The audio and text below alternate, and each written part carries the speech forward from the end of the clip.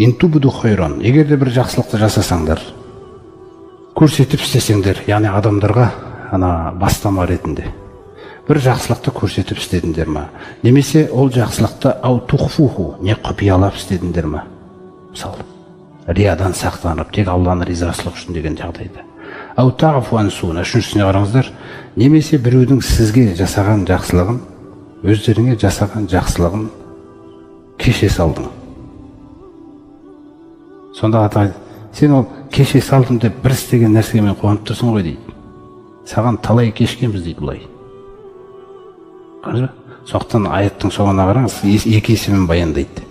Егер де біреудің саған жасаған жамандығын кеше салған болсаңдар, фаинналлаха кана афуан қадира, екі есімді қосады. Сөзсіз Аллах тағала кеше салушы, елемеуші, кеше салушы, және ол құдіретті дейді. Неге кешу мен құдіретті есімін бірге қойды? Өйткені ол құдіреті жетеді. Мысалы, біз бір қателік жасаған кезде, оның құдіреті жетіп тұр жазалай салуға. Бірақ ол кеше салды. Сол секілді сізден де соны күтеді. Сіздің құдіретіңіз жетіп тұр, оны жұмыстан шығарып жіберуге, немесе оны жаңағындай айқайлап тастауға оған. Оның бірақ сіз кеше саласыз. Сіз дәлелдемейсіз өзіңізді. Керек жоқ өзің дәлелдеп.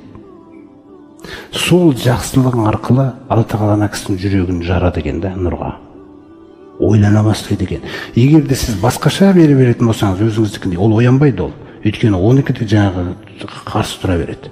Сол үшін Алла тағала бізге ла тастауил хасанату ва ла саййа дейді. Мысалы, Нахл сүресінде жақсылық, жақсы іс пен жаман іс ешқашан тең болмайды дейді. Ешқашан бастары қосылмайды дейді бұның. Итфа биллати хия ахсан. Ұрысып тұрсың ба біреумен? Көп болды ма араздасып жүргеніңе, көп болды ма сөйлеспей жүргеніңізге? Сен іздеме дейді. Кім кінәлі, кім кінәсі деген тақырып таста дейді оны. Егер оған жақсылық қалайтын болсаң. Әйтпесе Алла тағала дәлелдейтін болса, сізді кінәлап шығару мүмкін ол жерде. Сен іздеме дейді оны. Сен былай істе дейді. Итфа биллати хия ахсан. Тәсілдерінің ішіндегі маған ұнайтынын сол тәсілмен итер дейді. О кісіден жамандық келді сізге, сіз итересіз. Немен? Жамандықты жамандықпен емес, жамандықты жақсылықпен. Мысалы, Жибрил келіп осы аятты түсіндірген кезде, кешірімділік ұста дегенде Жибрил айтқан: кім сенімен байланысын үзсе туысқандарынан, сен үзбе дейді. Олар үзді, өйткені олар нәпсінікі және шайтанның түртуінде, ал сен Алланың кісін, сізге болмайды үзуге. Егер сіз үзсеңіз, онда сіз де өзіңіздікісіз, өз шайтан түткен шайтандікісіз сол сәтте болды. Құрай төр сізде жаңағы түбінде тозақтан құтқаратын деген дәлеліңіз болған болмаса. Өйткені сіз сынақта екеніңізді біліңіз. Сізді туысқаныңызбен сынайды. Тасилу мен қотағака. Кім сенен байланысын үзді? Туысқандарына. Сен байланысыңды үзбе дейді онымен. Ол саған бермеді ма?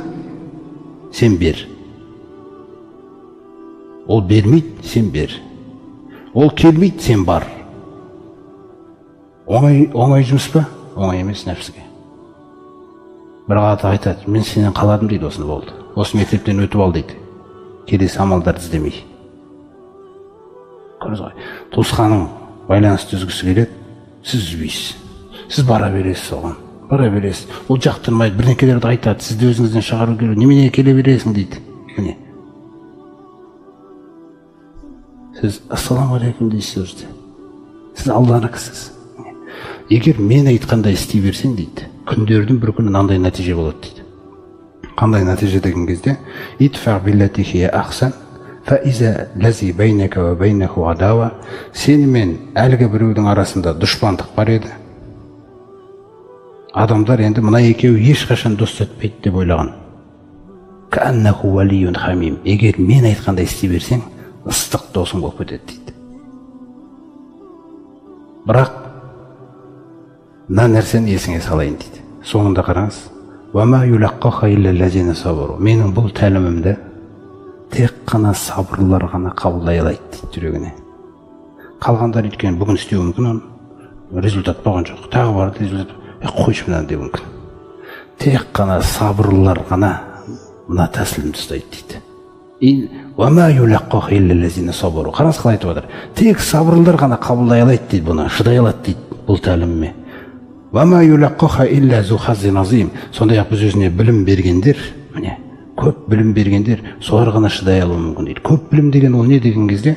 Көп білім деген нәрсе Омар радиаллаху анхудың түсіндіруі бойынша тағалламул илма, білімді үйреніңдер, ва тағалламул илми ас-сакина, білімнің ұстамдылық қасиетін қоса үйреніңдер дейді. Сен білім болғаннан кейін Алланың тәрбиесінде болғаннан сен ұстамды болу керексің. Ұстамдылық деген не? Сізді түртіп қалады. Сізге тілмен, біреу тілмен тиіседі, сізге біреу мінезімен тиіседі, сізді қозғай алмайды. Сіз Алланыкісіз. Рахманның құлдары жердің бетінде салмақтарын жоғалтып алмайды дейді. Характерін жоғалтамайды дейді. Ол характер. Осы нәрсеге қарай Алла тағала аятта да тәрбиелеп отыр ғой. Кешірімділікті ұстаған дейді пайғамбар. Сондай-ақ жақсылықты бұйырып жүр адамдардың арасында. Сондай-ақ анан адамдардан бір мінез кетіп қалса, сөз кетіп қалса сен жаққа қарай, артық кетіп қалса хақыңа қарай, сен назар аудара берме дейді оған. Көңіл бөле берме дейді. Яғни ілігу деген нәрсе бар ғой. Қосос сүресінде айтады. Саламун алейкум деп айтады екен, сәлем қылатындар. Сендерге сәлем болсын деп айтады екен да. Ла набтағил жахилин. Біз білмейтіндермен ілік іздемейміз дейді. Ол сынақ. Сондай адамдар өмірде көп болуы, ол сізді әбден полировать етіп пісіру үшін ғой адамдар. Сіз ойламаңыз, қоғамның бәрі неге қашан жүзу болып кетеді деген нәрсе. Жоқ, қоғам бірте-бірте. Ана әлі келмей жүргендер сізді мазалайды біраз. Сөзімен, тілмен, сіз оны жек көріп кетпеңіз. Сіз біліңіз, Алла тағала сізді тәрбиелеп жатыр да. Сіз оқиғада өзіңізге қарай істетіңіз. Бір адам келіпті сізге, сіз білетін хадисті сізге келіп айтып отыр. Осындай бір хадис айтып берейінші сізге деді. Сол сөзде шайтан түртуі мүмкін. Бұл сен білетін хадис немеге айтады бұл деп. Сол кезде сіз бисмиллахир-рахманир-рахим деп жүрегіңізбен дайындалып, Раббым маған бір нәрсе қалап тұр деңіз. Алла тағала маған осы кісі арқылы бір ғибрат берейін деп тұр деп тыңдаңыз оны. Сосын ол айтады. Оның айтуының өзі, ана хадис жаттап келді ғой. Сіз оны бұрын естісеңіз, ол енді естіп нұрға қуанып тұр ғой. Сізге айтқысы келіп тұр оны. Оның жүрегіндегі қуанышына қуана алмасаң, сен қайдағы пайғамбардың үмбетісің сен? Қай сүннетті дәлелдемек болырсың? Ол қуанып келді, ол қуанышымен бөліскісі келіп, жаңағыдай нәрсемен келді да, сіз қуанышына көмектестіңіз оған. Қуандыңыз, сосын айттыңыз, Алла риза болсын, пайғамбарымыз осындай бір хадисін маған осында келіп айтқызғаны сен үшін депті. Сен мұсылманның жүрегіне қуаныш сыйладан қалай болады? Мысалы, ахаббул аъмали илаллахи дейді пайғамбарымыз. Амалдардың ең сүйіктісі дейді Аллаға. Ан tudkhila сурура фи қалби ахика. Бауырының жүрегіне қуаныш сыйлауың дейді да.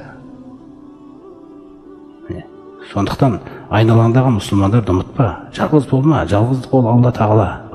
Сіз бізді бауыр болуды қалаған, дос болуды қалаған. Бір-бірлеріміздің жаңағы сүрінген кездеріміз, күнә болып қалған кездерімізді кешіруді, өзара кешіруді үйретеді бізге. Аңдымауды үйретеді да.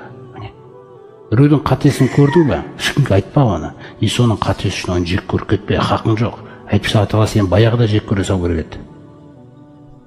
Ешкімді жек көрме, күнә үшін сүрінбейтін адам жоқ. Ол сүрініп қалды. Бар да оған насихат айтып көр. Сосын Алла мені осындай сынақтан сақтай көрші. Бірақ адамның өзін жек көріп кетпе. Пайғамбарымыз сосын сол күнәда жүрген адамдар тәрбиеледі ғой. Қаншалық сабыр етіп қастарында.